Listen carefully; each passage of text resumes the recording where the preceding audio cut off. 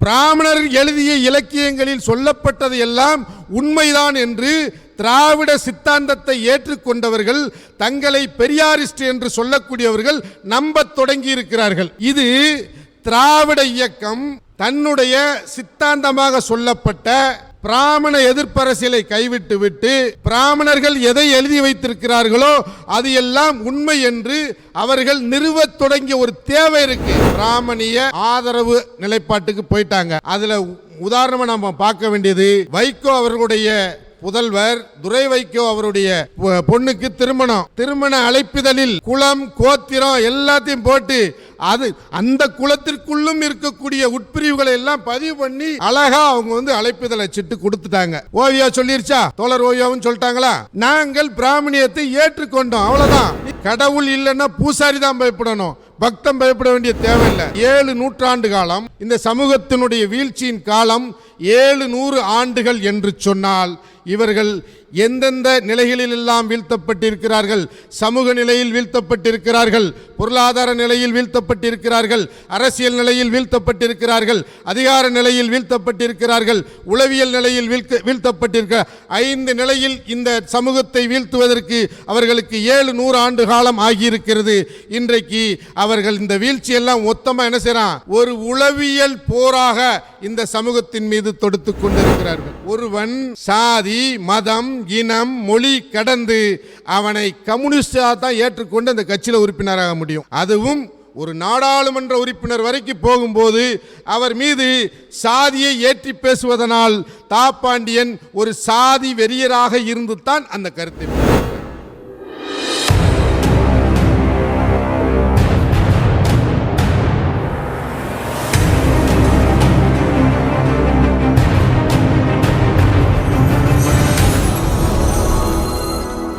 பட்டியல் மாற்றத்தின் தேவையும் தேவேந்திரகுல வேளாளர்களின் அதிகார அரசியலும் என்கிற வரலாற்று முக்கியத்துவம் வாய்ந்த கருத்தரங்கை ஏற்பாடு செய்திருக்கிற அன்பிற்குரிய தம்பி, தமிழ் தேசிய முற்போக்கு தமிழ் தேசிய புலிப்படை என்கிற அமைப்பின் தலைவர் அன்பு தம்பி, இளம் எழுத்தாளர், இளம் ஊடகவியலாளர், இளம் தலைவர் என்கிற முப்பரிமாணம் கொண்ட அன்பு தம்பி முத்துப்பாண்டியன் உள்ளிட்ட தோழர்களுக்கும் நண்பர்களுக்கும் நான் சார்ந்திருக்கிற மல்லர் பேராயத்தின் சார்பில் என்னுடைய வணக்கங்களையும் வாழ்த்துக்களையும் தெரிவித்துக் கொள்கிறேன்.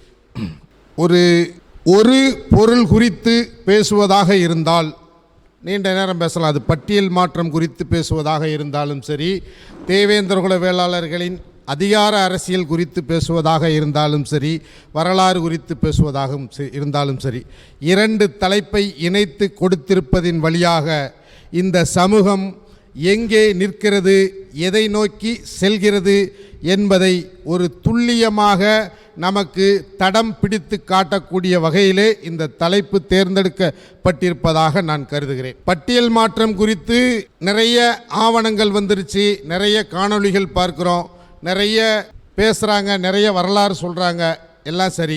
நாம் கேட்க விரும்புவது, இன்னைக்கு பட்டியல் மாற்றம், இன்றைக்கு பட்டியல் மாற்றத்தோடு தொடர்புடைய ஒரு செய்தி சமூக ஊடகத்தில் பரவலாக போய் கொண்டிருக்கிறது.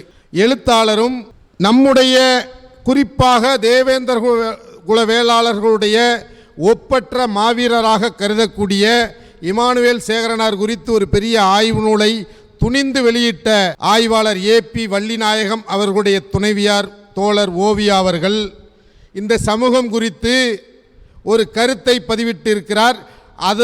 அதோடு பொருத்தி பட்டியல் மாற்றத்தை இன்றைக்கு ஒரு பெரிய விவாத பொருளாக தமிழக அளவில் அது இன்றைக்கி ஒரு விவாத பொருளாக இருக்குது. காலையில் நண்பர்கள் பேசுகிறாங்க, இந்த அக்கா இப்படி பேசிட்டாங்க, நாம் இந்த சமூகம் மாற்று சமூகத்தினுடைய நண்பர்கள் சொல்கிறாங்க, இந்த சமூகம் அடுத்த ஒரு பரிமாணத்தை நோக்கி நகர்ந்து கொண்டிருக்கும் போது இப்படியான கருத்துக்களை பேசுவதின் வழியாக இந்த சமூகத்தை உளவியல் ரீதியாக ஒடுக்க நினைக்கிறார்கள்னு நண்பர்கள் சொல்கிறாங்க. எனக்கு அதில் மாற்று கருத்து இருக்குது. நாம தான் உணர்ச்சி வசப்பட்டுக்கிட்டு இருக்கோம். ஒவ்வொரு முறையும் தேவேந்திரகுல வேளாளர்கள் பிராமணர்களுடைய கருத்தின்படி விபச்சாரிகளுக்கு பிறந்தவர்கள் என்று பிராமணர்கள் எழுதிய இலக்கியங்கள் இருக்கிறது என்று தோழர் ஓவியா அவர்கள் சொல்கிறார்.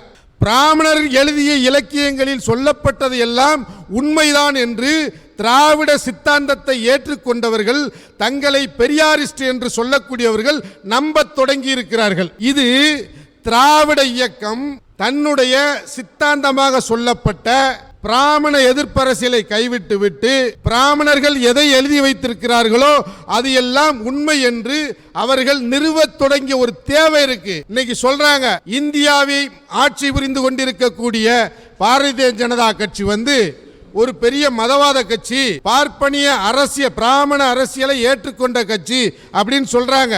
ஆனால் தமிழ்நாட்டில் திராவிடம் பேசிக் கொண்டிருந்த மிக முக்கிய தலைவர்கள் எல்லாம் இன்னைக்கு அப்படி இந்த பிராமணிய ஆதரவு நிலைப்பாட்டுக்கு போயிட்டாங்க. அதுல உதாரணமா நாம பார்க்க வேண்டியது வைகோ அவர்களுடைய புதல்வர் துரை வைகோ அவருடைய பொண்ணுக்கு திருமண அழைப்பிதழில் குலம் கோத்திரம் எல்லாத்தையும் போட்டு அது அந்த குலத்திற்குள்ளும் இருக்கக்கூடிய உட்பிரிவுகளை எல்லாம் பதிவு பண்ணி அழகா அவங்க அழைப்பிதழை சிட்டு கொடுத்துட்டாங்க. ஓவியா சொல்லிருச்சா, தோழர் ஓவியாவும் சொல்லிட்டாங்களா, நாங்கள் பிராமணியத்தை ஏற்றுக்கொண்டோம், அவ்வளவுதான். நீங்க ஏன் போட்டு அதுக்கு போட்டு நீங்க எதிர்ப்பு வலிந்து நம்ம எதிர்ப்பு சொல்ல வேண்டிய அவசியமே இல்லை. பெரியாரு பிராமணர்கள் சொல்லக்கூடிய நம்பாதன்னு சொல்லி இருக்கிறாங்க.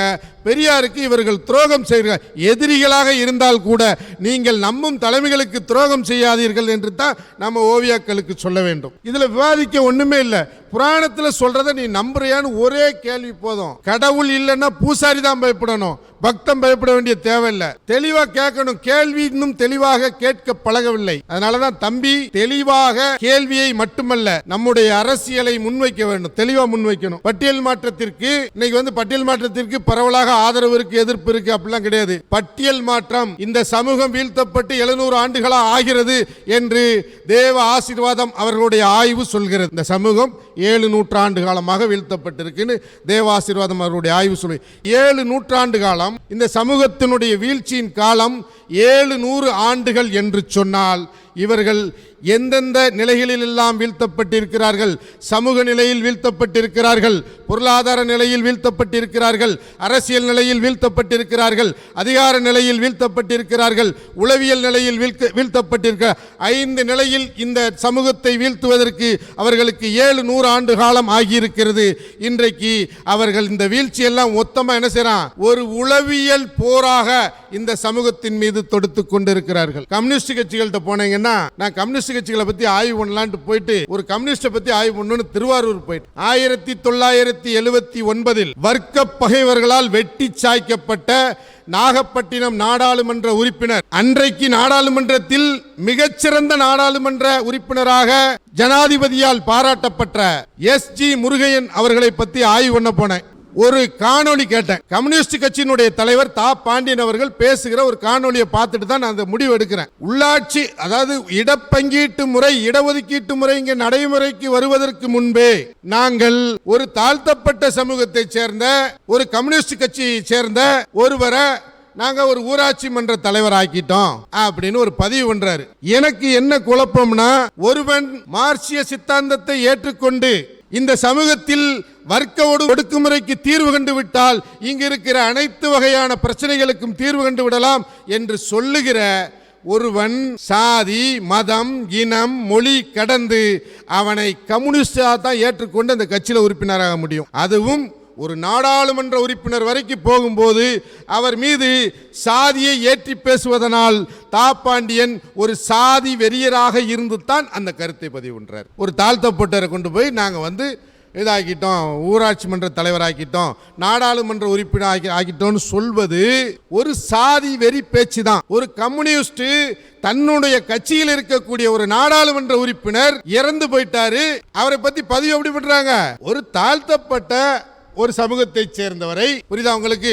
எஸ்.ஜி. முருகையன் யாருன்னு ஒரு ஆய்வுக்கு போறோம். இந்த சமூகத்தில், இந்த மருத நிலத்தை சேர்ந்த வேளாண் பெருங்குடி சமூகத்தை சேர்ந்த எஸ்.ஜி. முருகையனுடைய செயல்பாடுகள் என்ன அப்படின்னு பார்த்தா, இந்திய வரலாற்றில் எவரும் செய்ய முடியாத பணிகளை எல்லாம் செய்திருக்கிறார்கள். சொல்ல போனால் தென்னாப்பிரிக்க தேசத்தில் தென்னாப்பிரிக்க மக்களுடைய விடுதலைக்கு போராடியாக தாமஸ் சங்கரா அவர் செயல்படுத்திய அதே திட்டங்களை தான் இவர் செயல்படுத்துகிறார். ஒருவேளை அவர் 1983 தான் வராரு, ஆனா இவர் 1979 இறந்து விடுகிறார். அதனால எஸ்.ஜி. முருகையனுடைய செயல் திட்டங்களை தான் சங்காரா, தாமஸ் சங்காரா செயல்படுத்தினாராங்கிற அளவுக்கு ஒரு மிகப்பெரிய சாதனையை இந்த மண்ணிலே நிகழ்த்தி காட்டியவர். சாதி, மதம், வர்க்கம், இனம், மொழி எல்லாம் கடந்து அந்த காவிரி நதி தீரத்தில் ஒரு பொது உடைமை சமூகத்தை எப்படி அமைத்து காட்ட வேண்டும் என்று இந்திய துணைக்கண்டத்திற்கு உணர்த்தியவர் எஸ்.டி. முருகையன்.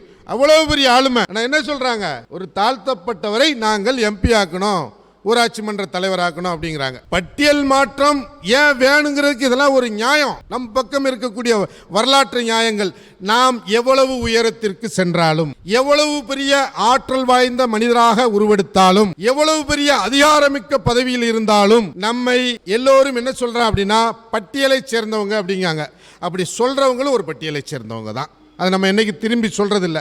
நான் சமீபத்தில் ஒரு கலவரம் குறித்து ஒரு பதிவு பண்ணியிருந்தேன். ஒரு எம்பிசி பட்டியலில் உள்ள ஒரு சமூகம் எஸ்சி பட்டியலில் இருக்க தேவேந்திர குல வேளாளர்கள் மீது தாக்குதல் நடத்திட்டான். பதிவு மட்டும்தான் பண்ணியிருக்கு, வேற ஒன்றும் செய்யலை. மாற்று சமூகத்தைச் சேர்ந்த நண்பர்கள்லாம் கூப்பிடுறாங்க, அலைபேசியில் பேசுகிறாங்க. நீங்கள் எங்களை எம்பிசி பட்டியல்னு முத்திரை குத்துறீங்களா அப்படின்னு. இல்லை, நீங்கள் எங்களை எஸ்சி பட்டியல்னு ஒரு முத்திரை குத்தும் போது நாங்கள் ஒன்றும் சொல்லல. இப்போ நாங்கள் உங்களுக்கு செய்கிறோம். திரும்பி செய்யணும். நீங்கள் பதிலுக்கு எதிர்த்தாக்குதல் நடத்தணும், திரும்பி செய்யணும்.